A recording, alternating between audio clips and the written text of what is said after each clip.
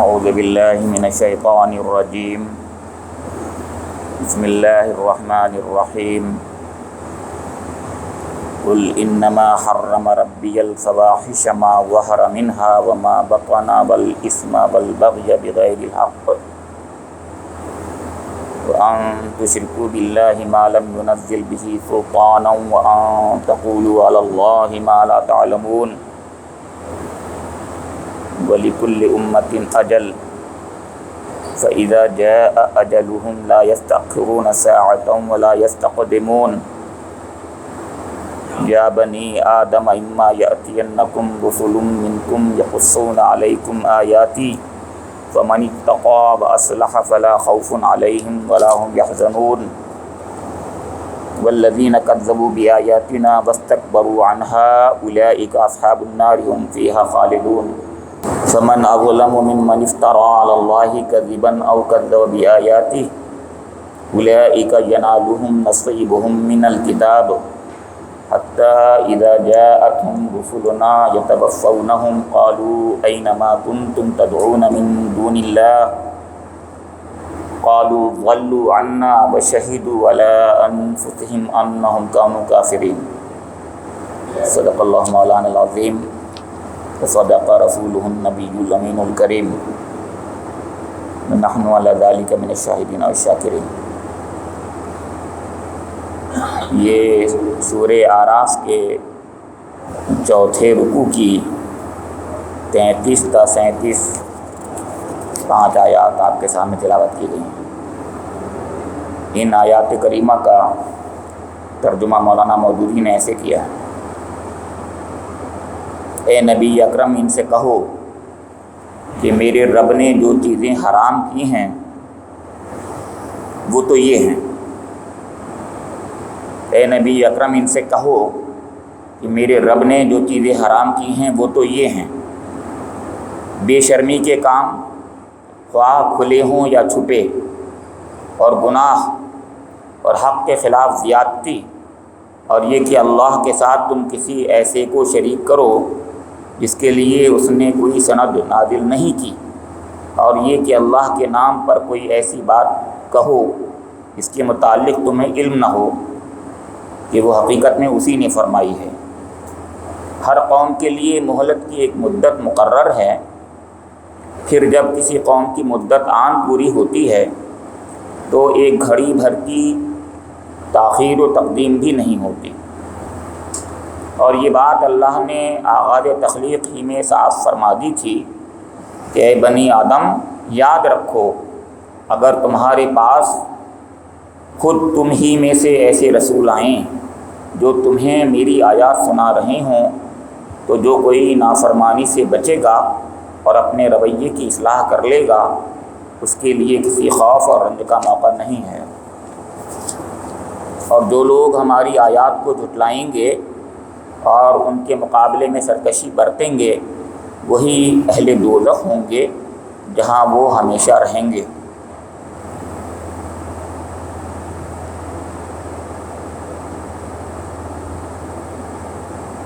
آخر اس شخص سے بڑھ کر ظالم کون ہوگا جو بالکل جھوٹی باتیں گھڑ کر اللہ کی طرف منسوب کرے یا اللہ کی سچی آیات کو جھٹلائے۔ ایسے لوگ اپنے نوشتہ تقدیر کے مطابق اپنا حصہ پاتے رہیں گے یہاں تک کہ وہ گھڑی آ جائے گی جب ہمارے بھیجے ہوئے فرشتے ان کی روحیں قبض کرنے کے لیے پہنچیں گے۔ اس وقت وہ ان سے پوچھیں گے کہ بتاؤ اب کہاں ہیں تمہارے معبود جن کو تم خدا کے بجائے پکارتے تھے؟ وہ کہیں گے کہ یہ سب ہم سے گم ہو گئے، اور وہ خود اپنے خلاف گواہی دیں گے کہ ہم واقعی منکر حق تھے۔ سورہ اعراف ایک مکی سورہ ہے، مکہ مکرمہ میں حضور نبی اکرم جب رہتے بستے تھے اس زمانے میں نازل ہوئی ہے۔ اس سورہ کا جو خاص موضوع ہے جیسے کہ بتایا گیا وہ چونکانا اور ڈرانا، آگاہ کرنا ہے۔ کب چونکایا جاتا ہے؟ کس کو چونکایا جاتا ہے؟ بالکل اپنے کو، یعنی ایک مربی اپنے اس بچے کو، اپنے اس محبوب کو، اس خاص یعنی جو اس کے زیر تربیت ہو، اس کو بتاتا ہے کہ بیٹا میں تمہارا بہت بے خواہ ہوں، دیکھو تم جانتے ہو، اور تم ان چیزوں سے بچ جانا۔ کس چیز سے بچ جانا؟ اس میں سب سے بڑی چیز کیا ہو سکتی ہے؟ جو دشمن ہے اس کے بارے میں بتا دے کہ تمہارا فلاں دشمن ہے، اس سے چونکا دے، بتا دے۔ یہ پہلی بنیادی چیز ہوتی ہے کہ نہیں ہوتی؟ اب ہم سب تو ایک دنیا میں مربی کی حیثیت تو رکھتے ہیں، لیکن ایک سب کا رب ہے اللہ رب العالمین، رب العالمین ہے، وہ سب کا رب ہے۔ وہ اپنے سارے بندوں کو اسی طریقے سے پیار و محبت کے ساتھ یعنی اسی طریقے سے جیسے ایک مربی دل سوزی کے ساتھ بات پہنچاتا ہے، تو کہتا ہے میرے بندو تم بھی اس چیز کا خاص خیال رکھنا، اور اس چیز سے آگاہ کرتا ہے اللہ تعالیٰ کہ جس چیز یعنی جس میں سب سے بڑا اس کا خطرہ ہے، یعنی دشمن جو ہے۔ یہ پورا کا پورا سلسلہ انبیاء اسی آگاہی کو قائم کرنے کے لیے اللہ تعالیٰ نے قائم کیا ہے۔ یعنی تمام بندوں کو آگاہ کرنے کے لیے خود تو نہیں آئے گا اللہ تعالیٰ، اس نے اپنے بندے منتخب کیے، ان بندوں کے ذریعے سے اپنے ان دوسرے بندوں کو آگاہ کروائے۔ یہ بہت بنیادی چیز ہے۔ یہ سارا سلسلہ انبیاء اس لحاظ سے اس سورے کا دوسرا عنوان جو ہے، جیسے آپ بتایا بھی لوگوں نے، آپ سے پہلے سامنے آ چکا ہے کہ یہ رسالت کی سورہ ہے، یہ بات کہی تھی۔ تو رسالت کی سورہ، رسالت میں وہ بنیادی کام رسول جو کرنے آتے ہیں وہ آگاہی دینے آتے ہیں، یہ ایک بات ہے۔ یہاں اس میں ان آیتوں میں اس کا ذکر کیا گیا ہے۔ دشمن کون ہے؟ ابلیس۔ اس کی کس دن سے دشمنی شروع ہو گئی ہے؟ اس دن سے جب کہ اس دنیا میں بھی انسان نہیں آیا تھا اور اس جگہ پر رہ رہا تھا جس کو جنت کہتے ہیں، وہاں پر اس کی دشمنی قائم ہو گئی صرف اس بنا پر کہ اللہ تعالیٰ نے یہ کہا میں اپنا ایک خلیفہ بناؤں گا۔ بس اس بات پہ چڑھ گیا کہ مجھے کیوں خلیفہ نہیں بنایا جائے۔ اب اس کے امتحان کیے اللہ تعالیٰ نے، آپ کو پتہ ہی نہیں، اس آیتوں میں آیا ہے ذکر کہ فرشتوں کو حکم دیا، اور فرشتوں کے ساتھ میں ابلیس بھی تھا، سجدہ کرواتا۔ اس کی خباثت کا امتحان لینے کے لیے صرف، کیونکہ دل میں اس کی خباثت تھی، کینہ اور بغض تھا، چنانچہ وہ انکار اس نے کر دیا، وہ اس نے سجدہ نہیں کیا۔ اب اس کے بعد اس کا اور کینہ اور بغض بھڑک اٹھا، اس نے قسمیں کھا لی۔ پھر اس کے بعد آپ کو پتا ہے، قسمیں کھا کر کے اس نے کہا کہ اے میرے رب تو دیکھے گا کہ میں دائیں سے بائیں سے آگے سے پیچھے ہر طرف سے آؤں گا اور صراط مستقیم پہ بہکا دوں گا، اور اس جنت کا جس کا مستحق تو نے سمجھا ہے اس سے نکلوا کے چھوڑوں گا۔ نکلوا کے تو چھوڑ دیا تھا، اب آگے ہوا ہے وہ کہ سب سے پہلا کام جو اس نے کیا، جنت سے آدم کو نکلوا دیا، آپ کو یہ معلوم ہے۔ اب اس کے بعد بھی ایک جنت کا وعدہ تو اللہ تعالیٰ نے کر دیا، کیونکہ توبہ کر لی تھی انہوں نے۔ اب وہ چاہتا ہے وہی کام، وہی مشن کے ساتھ میں کہ اب دوبارہ جنت میں یہ بنی آدم نہ آئے۔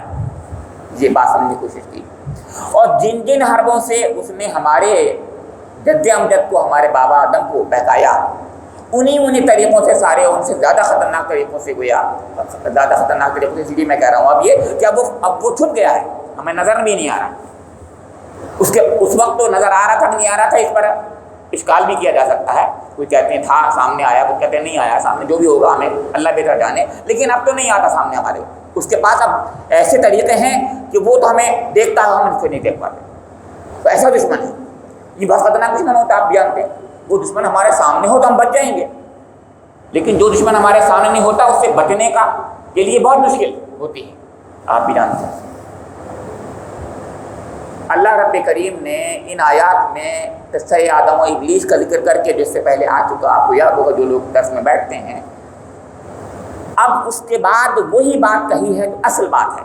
جیسے میں نے بتایا نا کہ ایک مربی ایک وصیت جب کرتا ہے، چوکاتا ہے، تو وہ بات کہہ دیتا ہے، وہ بات کہی ہے۔ آج کی آیات وہی بات۔ شیطان کا کیا حربہ تھا، اس سے پہلے آ چکا ہے، اس کے پہلے درس میں آ چکا ہے کہ اصلی فتنہ اس کا یہ تھا، اصلی مقصد اس کا جو تھا، کیونکہ اس کے اندر بغض و حسد کا لاوا جوش مار رہا تھا، جوش کھا رہا تھا. ایسا ویسا نہیں، آپ نہیں سمجھ سکتے، بہت ہی خطرناک کا لاوا. تو اس کے لیے اس نے جو حربہ اختیار کیا، جو مقصد اس کا تھا وہ یہ تھا تو ننگا کرنا. میں نے اس سے پہلے بتایا تھا، اس سے پہلے درس میں، کہ سب سے بڑی بری بات جو ہوتی ہے کسی کی رسوائی میں وہ یہ ہوتی ہے ننگا کر دو. پہلی چیز ننگا کرانے کی کوشش کی، لیکن اس میں وہ کامیاب نہیں ہوا. حضرت آدم سے غلطی تو ہوئی، بے شک ہوئی غلطی، اور جیسے ہی وہ بیچارے ننگے ہوئے جنت میں، فوراً انہوں نے وَطَفِقَا يَخْصِفَانِ عَلَيْهِمَا مِن وَرَقِ الْجَنَّةِ، جنت کے پتوں سے اپنے کو چھپا لیے، شرمگاہیں چھپا لی. اب اس کا جو لاوا ہے وہ ابھی سیٹسفائی نہیں ہوا اور ہوگا بھی نہیں ہوا. لہذا وہ اب بنی آدم کو وہی اسی طریقے سے اب ذلیل اور رسوا کرنا چاہتا ہے. یہ اس سے پہلے آیت آ چکی، کہیں ایسا نہ ہو کہ وہی طریقہ اختیار کرے جس فتنے میں ڈالا تھا. یہ اس سے پہلے کی آیتیں آ چکی ہیں. آج اس کو دوسرے انداز سے کہا. آپ غور کریں طرف، وہاں تو یہ تھا کہ اس نے مذہب کے نام پر، مذہب کے میدان میں لوگوں کو یعنی ننگا کروا دیا، یعنی طواف کے لیے، خانہ کعبہ کے طواف کے لیے ان کو ننگا کروا دیا مذہب کے نام پر. کیونکہ انسان ایسے تو ننگا نہیں ہوتا، لیکن مذہب کے نام پہ کرا دو. بیچارہ وہ سمجھتا ہے اللہ میاں کا حکم ہے، جیسے وہ کہتے تھے وہ لوگ یہاں پر. اس طریقے سے اس نے اپنا مقصد براری کا طریقہ نکالوا لیا. اس سے پہلے کی گزشتہ آیات جو تھیں آخر میں تھیں وہ یہ تھیں کہ یا بنی آدم خذوا زینتکم عند کل مسجد وکلوا واشربوا ولا تسرفوا انہ لا یحب المسرفین قل من حرم زینت اللہ التی اخرج لعباده والطیبات من الرزق. دو باتیں تھیں. ایک بات تو یہ کہ ہر عبادت کے وقت میں، کیونکہ وہ طواف کے وقت میں ایسا کر رہے تھے، ننگے ہو رہے تھے وہ، تو کہا نہیں، بلکہ تمہیں زینت نہ صرف لباس کے ساتھ آنا ہے بلکہ زیب و زینت کے ساتھ آنا ہے. ایک ایکسٹرا شرط لگا دیا اللہ تعالیٰ نے، نہ صرف لباس کے ساتھ آنا ہے بلکہ زیب و زینت کے ساتھ آنا ہے. یہ کوئی زہد نہیں ہے، یہ کوئی مذہب کا تقاضا نہیں ہے، یہ کوئی انسانیت کا تقاضا نہیں ہے کہ انسان ننگا ہو جائے اور گندا ہو کر کے عبادت کرے. نہیں، یہ بات بتائی. اور کھانا پینا بھی کوئی سمجھتا ہوگا بھوکا رہنا جوگیوں کا کام ہوتا ہوگا، تو وہ مذہب نہیں ہے، اس میں ایسا اس کی اجازت ہے.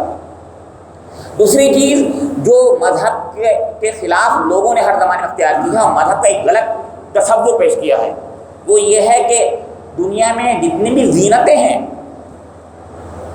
یہ تو دنیا داری ہے. یہ تصور ہے مذہبوں کا. دنیا میں جو مذہب پائے جاتے ہیں ان کو یہ تصور ہے عام طور سے کہ جتنا انسان دنیا سے دور ہو جائے گا اتنا ہی اللہ سے قریب ہوگا.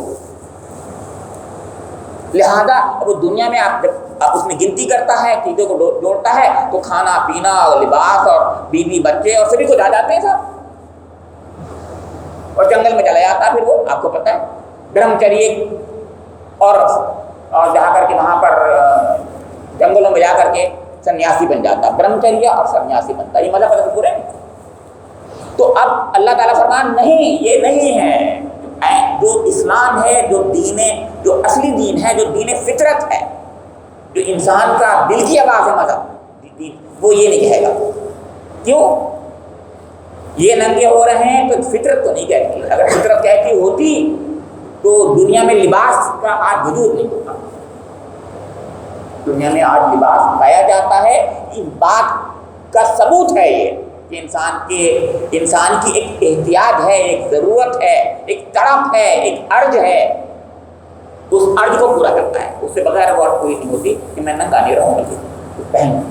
یہ ہے وہ چیز. اس سے مطلب دین فطرت ہے اسلام. تو اللہ تعالیٰ فرما رہا ہے، آج کی آیت شروع ہو رہی ہے. دیکھیے آیتیں کیسے شروع ہو رہی ہیں. قل انما حرم ربی الفواحش ما ظہر منها. تو یہ بات وہاں سے بھی چل رہی تھی، یہی قل من حرم زینت اللہ التی، اور سب جگہ وہی بات چل رہی تھی. یعنی جو شیطان کا اصلی مقصد تھا اسی پر ٹارگیٹ کیا جا رہا ہے. پہلا سب سے بڑا مقصد کیا ہے؟ ننگا کرا دے. اور مذہب کے نام پہ ننگا کراتا ہے، جیسے طواف کر رہے تھے. تو فرمایا کہ آپ اے نبی کرم فرما دیجیے کہ میرے رب نے تو کم سے کم یہ حکم نہیں دیا تھا جو تم سمجھ رہے ہو. میرے رب نے تو اگر کسی چیز کی حرمت قائم کی ہے، کسی چیز کو حرام قرار دیا ہے، تو وہ یہ ہے کہ فواحش نہ ہو، چاہے وہ ظاہری طور پر انسان اختیار کرے یا باطنی طور پر کرے. فواحش بہت چیزیں، بے شرمی کے کام. سب سے بڑی बड़ी बेशर्मी क्या होती है? जिना बताया कुरान में, वला तक़रबु ज़िना इन्नहु काना फ़ाहिशा व साअ सबीला। कुरान में सबसे ज़्यादा बुरी चीज़ क्या है? जिना। जिना में सब कुछ होता है, मतलब ज़ाहिरी और बातिनी सारी की सारी बेहयाइयाँ उसमें इकट्ठी हो जाती हैं, कलेक्टिव होकर काम होता है। जब बेशर्म इंसान हो जाता है तो किसी की इज्जत और नामुस पर हमला करना, पहली दुनिया की बात कर रहा हूँ, उसको नंगा करता है, खुद भी नंगा होता है, और उसके बाद उसके आगे आने वाले नस्ल को भी खराब कर देता। मैं क्या बताऊँ आपको, क्या क्या आप समझते होंगे, समझ लीजिए, मतलब उसमें सब चीज़ें हो जाती है। लेकिन एक मिसाल दिखाई मेरे, दुनिया के अंदर फवाहिश का तो आज कोई गिनती नहीं। न्यू क्लब, दुनिया में सारे के सारे नंगे लोगों के क्लब, नंगे देखो। दुनिया में आज ऐसी गंदगियां हैं का बहुत से बहुत लोगों को मालूम भी नहीं, मुझे भी नहीं मालूम कि शैतान ने क्या क्या फितने नहीं बनाए, क्या धोने किए हैं, ईजाद नहीं किए हैं, इसका तसव्वुर हम नहीं कर सकते। और उसमें बहुत में कामयाब है वो, हम नहीं समझ पा रहे हैं। इंसान बेचारा सीधा साधा बनी आदम नहीं समझ पा रहा है कि शैतान का तो वो कीना और बुग़्ज़ है, वो उसको सेटिस्फाई कर रहा है, और हम अनजाने में लाशऊरी तौर पर उसके नरवे में, उसके जाल में आ जाता है। ये याद दिलाया। तो अल्लाह ताला फरमा रहा है कि मेरा रब तो कभी ये नहीं कहेगा, उसने तो कभी ये नहीं कहा। हाँ, जो हराम किया तुम लोगों ने हराम ये किया है कि सबसे पहली बात ये कही, रब इन्नमा हर्रमा रब्बियल फवाहिश मा ज़हरा मिन्हा व बतन। अब देखिए, मा ज़हरा मिन्हा नंगा हो जाना, मा बतना दिल के ख्यालात की गंदगी। ज़िना में सब चीज़ें होती हैं, मैंने बताया था।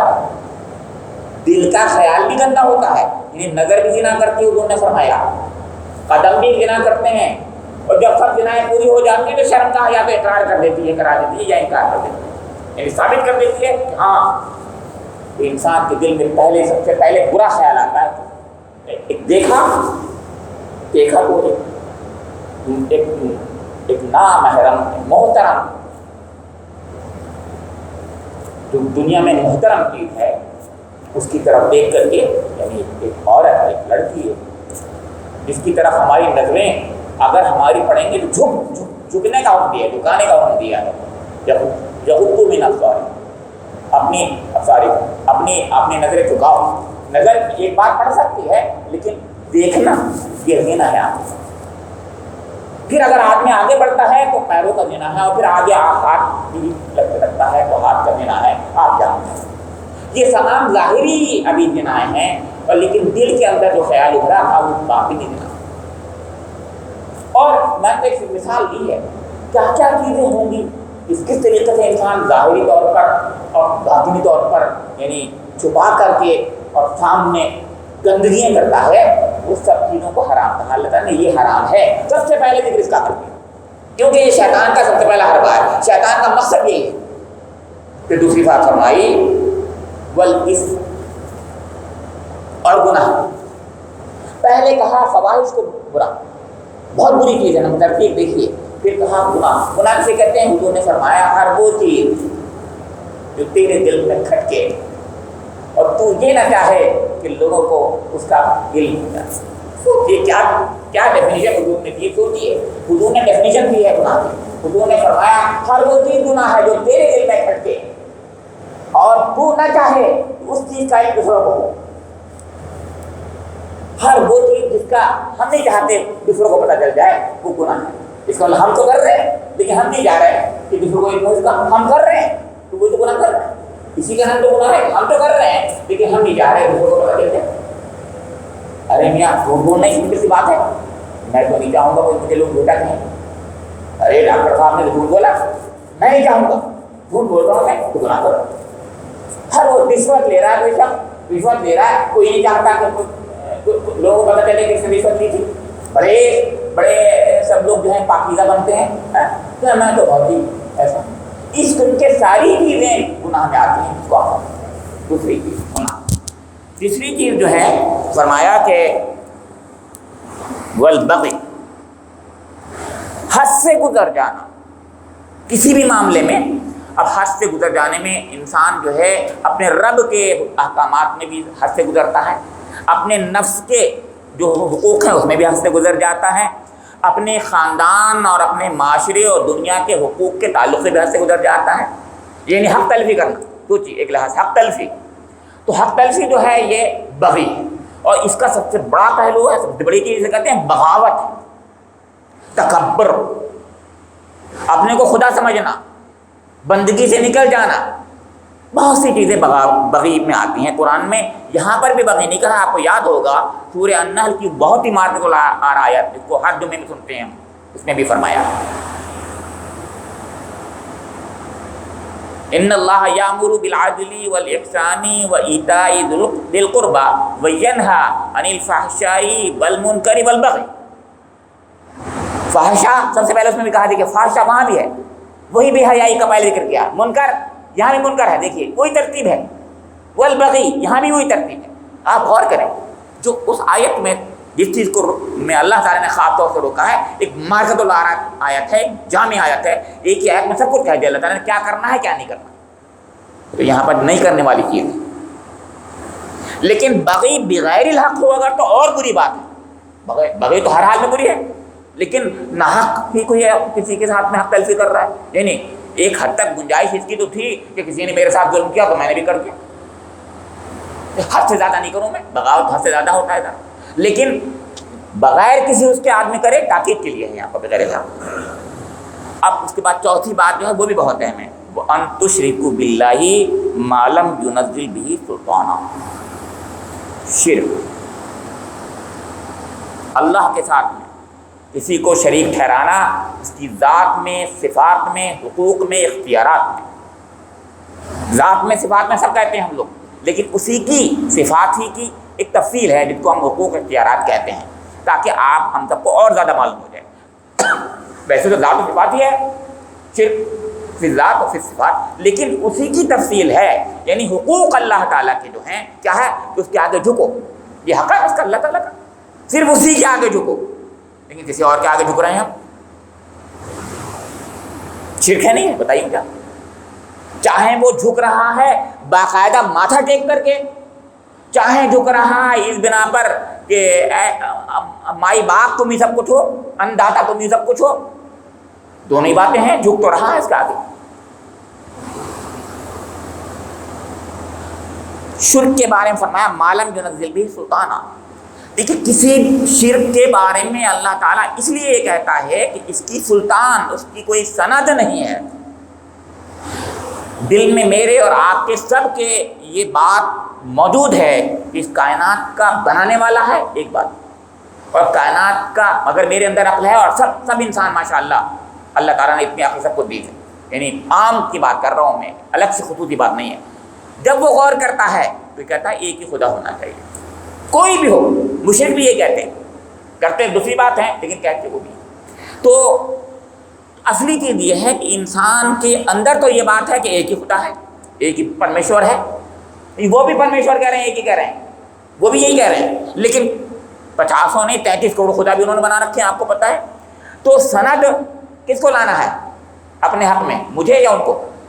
یہ بتائیے، ان کو، یعنی مطلب کہنے کا یہ ہے کہ میرا دل تو یہ کہتا ہے، آپ کا دل یہ کہتا ہے، آپ کا دل یہ کہتا ہے، ہر ایک کا دل یہ کہہ رہا ہے، ہر ایک کی فطرت یہ کہہ رہی ہے ایک ہی خدا ہونا چاہیے، ایک ہی خدا ہوگا، ورنہ لڑائی ہو جائے گی، آپس میں فساد بچ جائے گا، دنیا یہ قائم ہی نہیں رہے گی۔ ایک دو بھی خدا ہو جائے، قرآن کہتا ہے سورہ انبیاء میں، ایک آسمان کا اور زمین کے 2 خدا بھی ہوتے اگر تو فساد مچ گیا ہوتا۔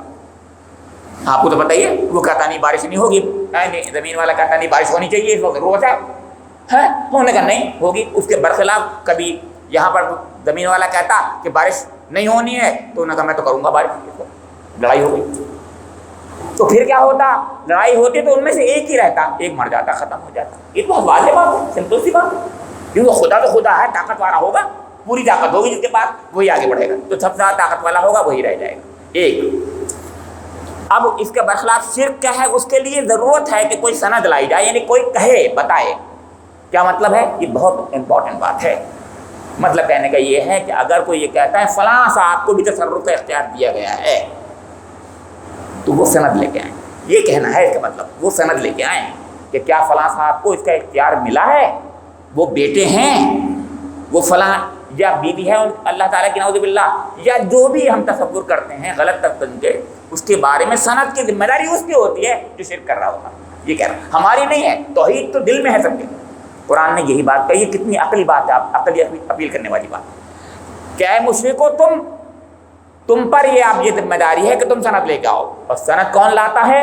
اس کے لیے انبیاء کرام کا پھر سلسلہ اللہ نے شروع کیا، جو آ کے بتاتے ہیں کہ اللہ تعالیٰ نے کوئی بیٹا رکھا یا نہیں رکھا. وہ کہتے ہیں نہیں رکھا. آپ سمجھ رہے ہیں؟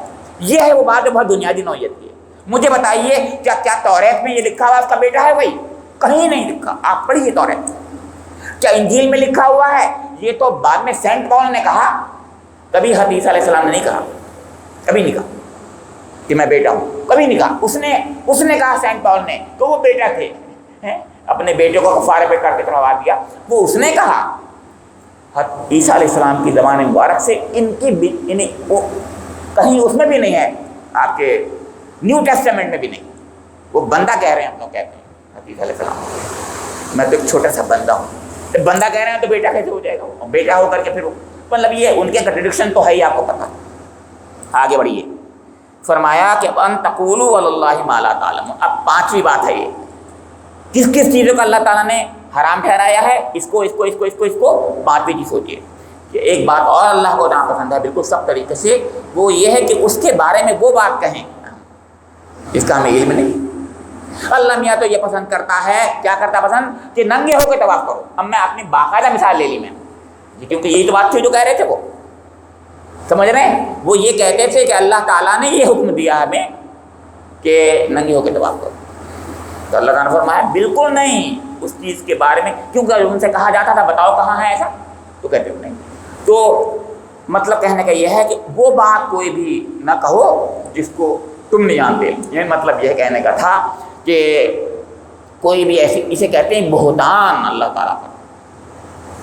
قرآن اس کو بہتان کہتا ہے. یعنی جو چیز اللہ کی طرف سے نہیں آئی ہے. اللہ کی طرف سے آنے والی کیا چیزیں ہوتی ہیں؟ کتابیں ہوتی ہیں.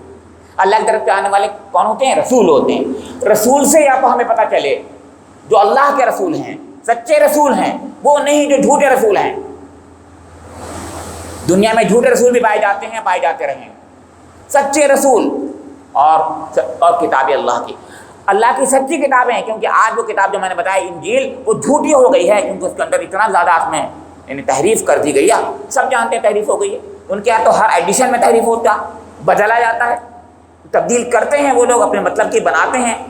یہ تو ان سے بھی پوچھ لو تو بتا دیں گے کہ ہاں آج سے 100 سال پہلے کا جو ایڈیشن تھا اس میں وہ بات ذرا سی ایسی تھی، اس لیے اس کو ذرا سا یہ ماڈیفیکیشن ریویژن کرا گیا. بیٹھتی ہیں مجلسیں ان کی، اور بیٹھ کر کے میں سائنس کے تعلق سے میں بتا دوں آپ کو، یہ بھی وہاں پر طے ہوا تھا کہ سورج کے زمین چلتی ہے یا اس کا برخلاف ہے. تو انہوں نے اس زمانے کا بطلیموں سے تصور جو تھا وہ انہوں نے یہیں سے لیا تھا. قرآن میں نہیں تھا، ان کی انجیل میں نہیں تھا. اب بعد میں اس پہ اتنے انہوں نے جمے کہ اس پر جو ہے انہوں نے کوپرنیکس کو زہر کا پیالہ پلوا دیا کہ یہ تو تم انجیل کے خلاف کہہ رہے ہو. انجیل میں اصلی انجیل میں نہیں تھا، لیکن انجیل ہی میں تھا ان کے لکھا ہوا، کیونکہ انہوں نے تبدیلی کر دی تھی. اب وہی عقیدہ بنا دیا اس کو انہوں نے. تو قرآن پاک ہو یا انجیل ہو یا تورات ہو، جو اللہ کی کتاب تھی، اس میں کوئی ایسی بات نہیں ہوگی جو حق کے خلاف ہو، فیکٹ کے خلاف ہو. کبھی نہیں ہو سکتا. سائنس کے خلاف ہو، اصلی سائنس کے خلاف ہو، کبھی نہیں ہو سکتا. پھر فرمایا وَلِكُلِّ أُمَّةٍ أَجَلٌ فَإِذَا جَاءَ أَجَلُهُمْ لَا يَسْتَأْخِرُونَ سَاعَةً وَلَا يَسْتَقْدِمُونَ. اب یہ دوسری بات، دنیا میں انسانوں کو بھی مہلتیں ملی ہوئی ہیں. مہلت عمر ہے ہم لوگوں میں، افراد کو مہلت عمر ملی ہوئی ہے، اور قوموں کو بھی مہلتیں ملی ہوئی. سب کے لیے اجل ہے. اس میں بات ہے بھی وَلِكُلِّ أُمَّةٍ أَجَلٌ. یہاں تو امت کے بارے میں ہے، لیکن امت میں الگ الگ فردن بھی جو ہیں بھائی کہتے نہیں اجل کا وقت اجل آ گئی چلا گیا. سب جانتے ہیں ہم لفظ ہے ہی اجل. تو اجل فردن بھی ہوتی ہے، یعنی موت سب کو آنی ہے. اس کا ایک پیمانہ ہے قرآن بتاتا ہے، اور ایک ہے امتوں کی اجل کا پیمانہ. اب میں بتاتا ہوں وہ کیا پیمانہ ہے. تفسیروں میں آتا ہے، اس کا ذکر کر رہا ہوں. میرے اور آپ کی اجل کا تو سمپل ایک پیمانہ ہے، وہ ٹائم، یعنی مہلت عمر جو اللہ تعالیٰ نے نوشتہ تقدیر میں آگے لکھا ہوا، نوشتہ تقدیر میں جو لکھا ہوا ہے وہ پورا ہوگا. دو چیزیں، کم سے کم دو چیزوں کے بارے میں متفق علیہ ہے بات یہ، ایک تو عمر اور ایک رزق، یہ باقاعدہ اللہ تعالیٰ کا طے کیا ہوا۔ یہ تو اب سب لوگ دیکھنے بھی لگے بھائی میرے، اب وہ لوگ ماننے بھی لگے۔ عمر کے بارے میں تو لوگ پہلے بھی کہتے تھے، لیکن اب تو رزق کے بارے میں کہنے لگے بھائی مجھے ڈائبٹیز ہو گئی یار، میں شوگر نہیں کھا سکتا، ہاں شوگر نہیں کھا سکتا۔ تو ہمارے وہاب صاحب نے سب سے پہلے آج سے 10 سال پہلے کہا تھا، ڈاکٹر صاحب مجھے تو یقین ہو گیا ہے کہ سب کچھ لکھ کے آ جاتا ہے پہلے ہی، وہ میں کھا چکا پہلے، میں نے بہت شکر کھا لی، اب بند کروا دیا میرے بیٹوں نے۔ وہ انہوں نے بالکل ایسے کہا، بہت اچھی بات ہے، وہ مجھے آج تک یاد ہے وہ بات۔ تو مطلب یہ ہے رزق بھی لکھا ہوا ہے، آپ چاہو نہ چاہو اتنا ہی کھاؤ گے میاں جتنا لکھا ہوا ہے، چاہے زندہ رہو لیکن رزق نہیں ہے آپ کا ہے۔ سوچیے، اسی لیے کچھ غریب ہوتے ہیں بیچارے، ان کو کم رزق ملتا ہے، لکھا ہوا ان کا ایسے، کچھ ایسے ہوتے ہیں جو زیادہ کھاتے ہیں زیادہ ملتا ہے۔ بہرحال تو یہ ایک رزق ہے یا عمر ہے، یہ باقاعدہ اجل میں اس کی نوشتے تقدیر میں لکھا ہوا ہے۔ ایسے ہی نوشتے تقدیر قوموں کا بھی ہوتا ہے، اس کا پیمانہ دوسرا ہے۔ میں یہ کہنا چاہ رہا ہوں، اس کا پیمانہ کیا ہے؟ ایمان اور اخلاق۔ کیا ہے؟ ایمان اور اخلاق۔ ایمان کی بنیاد پر قوموں کو مہلت ملتی ہے اور اخلاق کی بنیاد پر ملتی ہے۔ ایمان اور اخلاق میں آپس میں رشتہ بھی ہے، جس میں ایمان ہوگا اس میں اخلاق بھی ہوگا، یہ بتا دو، اس لیے میں نے کہا۔ تو اس لیے اخلاق ہی رہ گیا ایک پیمانہ بنیادی طور پر، کیونکہ ایمان اسی کو تقویت دیتا ہے۔ اخلاق جو مومن ہوگا وہ ہو ہی نہیں سکتا بد اخلاق ہو۔ بدقسمتی سے ہم لوگ ہیں، یہ ہماری کمزوری ہے، ایمان بھی کمزوری ہے ہماری۔ ہمیں سوچنا چاہیے کہ اگر ہم اخلاق میں کمزور ہیں تو ہم ایمان میں بھی کمزور ہو رہے ہیں، یہ بھائی خیال رکھنا چاہیے۔ اسی لیے حضور انک لعلی خلق عظیم تھے، حضور اخلاق سے بلند ترین درجے پہ تھے۔ غور کر رہے ہیں آپ بات، میں عرض یہ کر رہا ہوں، اسے میں دلیل دے رہا ہوں۔ اب میں بتا رہا ہوں کہ اخلاق کا پیمانہ کیا ہے۔ دنیا میں جب اخلاق کی طور پر اخلاقی دیوالیے پن کی آخری حد ہو جاتی ہے، وہ قومیں مٹ جاتی ہیں۔ قوم لوط اس لیے مٹی، اخلاق کے آخری پیمانے پر وہ پہنچ گئی۔ یہ شخص مرد سے سیکس کرتے تھے، اور آج بدقسمتی سے ہماری بھی قوم کی تباہی کا شاید یہی ایک وہ ہوگا شاخسانہ، یا اسی کا وہ ہوگا، خدا نہ کرے ایسا نہ کرے۔ تو ایسے ہی دنیا کے اندر اخلاق کا تعلق ظلم سے بھی ہوتا ہے، بد اخلاقی سے ظلم پیدا ہوتے ہیں، فساد ہوتا ہے۔ تو جب ظلم بڑھ جاتا ہے دنیا میں تو پھر وہ قوم مٹا دی جاتی ہے۔ جیسے کسی نے شاعر نے کہا بھی ہے کہ ظلم پھر ظلم ہے، بڑھتا ہے تو مٹ جاتا ہے۔ ظلم جو ہے بڑھے گا تو مٹے گا، کیسے مٹے گا؟ قوم مٹ جاتی ہے۔ یہ ہے جو بات یہاں فرمائی گئی، یہی بات ہے جو فرمائی گئی ہے کہ وَلِكُلِّ أُمَّةٍ أَجَلٌ فَإِذَا جَاءَ أَجَلُهُمْ لَا يَسْتَأْخِرُونَ سَاعَةً وَلَا يَسْتَقْدِمُونَ۔ تو جب وہ اجل آ جائے گی، کسی قوم کی اجل ہو یا جو بھی ہو، یہ عذاب سے ڈرایا گیا ہے، یہ انذار کی صورت ہے، یہ ڈرا رہی ہے ہمیں آپ کو کہ کہیں ایسا نہ ہو اے قوم مسلم، میں قوم مسلم بول رہا ہوں، امت مسلمہ نہیں کہہ رہا ہوں، دیکھیے وہ فرق کیجیے گا، قوم مسلم تم بھی مٹ جاؤ گے، امت مسلمہ کبھی نہیں مٹے گی، یاد رکھنا۔ قوم مسلم تم مٹ جاؤ گے، تمہاری جگہ کوئی اور آئے گا، قرآن کہتا ہے تمہاری جگہ کوئی اور آئے گا، تم سے اچھے ہوں گے وہ، اور اللہ تعالیٰ اپنے دین کو ان کے ذریعے چلائے گا۔ تو یہاں فرمایا جا رہا ہے کہ جب وہ وقت آ جائے گا تو پھر ٹالے نہیں ڈالے گا، نہ ایک گھڑی پہلے ہوگا نہ ایک گھڑی بعد میں۔ اب یاد دلایا جا رہا ہے اس طرف کو، اس اشارے کی طرف کہا جا رہا ہے کہ یا بنی آدم اما یاتینکم رسول منکم یقصون علیکم آیاتی فمن اتقی واصلح فلا خوف علیہم ولا هم یحزنون۔